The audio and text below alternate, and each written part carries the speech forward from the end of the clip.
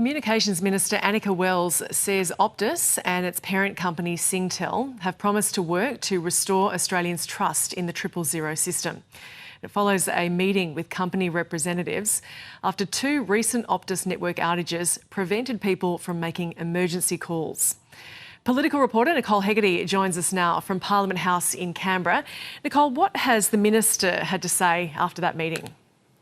Hi Gemma. Well, the Minister has repeated the government's disappointment with Optus's handling of this and the fact that it was allowed to occur at all. There have now been two outages affecting 000 calls, the first more substantial one being on the 18th of this month, affecting thousands of phone calls made to emergency services in South Australia, Western Australia, the Northern Territory and also parts of New South Wales. And that outage in particular has been linked to 3 deaths. We then on Sunday saw a second outage affecting some 4,000 phone calls, but 9 calls to emergency services. That outage occurring in the New South Wales Illawarra region.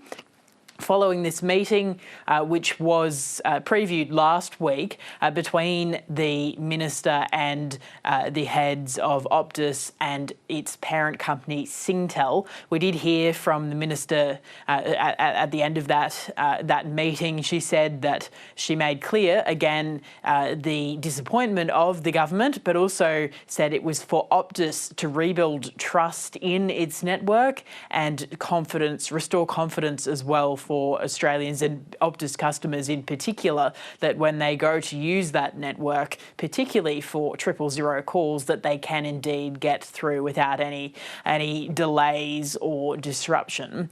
She also said that there is a lot of work to do to restore that trust and pointed to that work being on the shoulders of the CEO. There have been questions over whether he should remain in the role. She then continued to say that the government would be seeking to fast-track some changes required to put in place a 000 custodian, a body that would oversee the 000 network and help to achieve the outcome of giving or restoring confidence that when an Australian makes the call to 000 in their time of need, they can in fact get through. She then mentioned that she had requested that Singtel, the parent company of Optus, appoint what she referred to as an external accountability. Here's her when asked what exactly that means.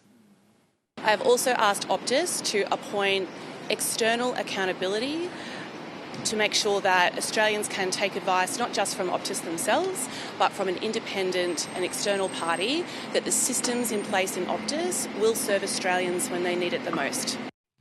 There's still a lack of detail, though, about exactly what this external accountability would be, how large it is, what exactly it would do, whether that's in terms of providing guidance or exactly what. The Minister, when asked further about that, she said it was a question for Optus and Singtel. They were also hesitant to provide any further detail.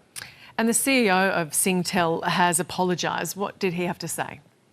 Yes, Gemma, he apologised to those affected by both of these outages, saying that the second one was quite different from his understanding compared to the first. He apologised to the families of those who died while trying to be put in contact with emergency services, the 3 deaths linked to the October 18 outage, which lasted for many hours. He then was asked about the role, whether he thought that the current CEO of Optus should stay on. Here's what he said in response. We brought in Stephen 11 months ago to transform Optus, to really address the issues that we have had since 2022-23. How do you think he's going? It is very early days. It takes time to transform. The Optus chair was also asked about the ongoing ability or capacity for Stephen Roux to continue in the role, but he repeated the same messages as Singtel's CEO, saying that there was lots of work to be done and that they were confident in the current CEO's ability to oversee that process.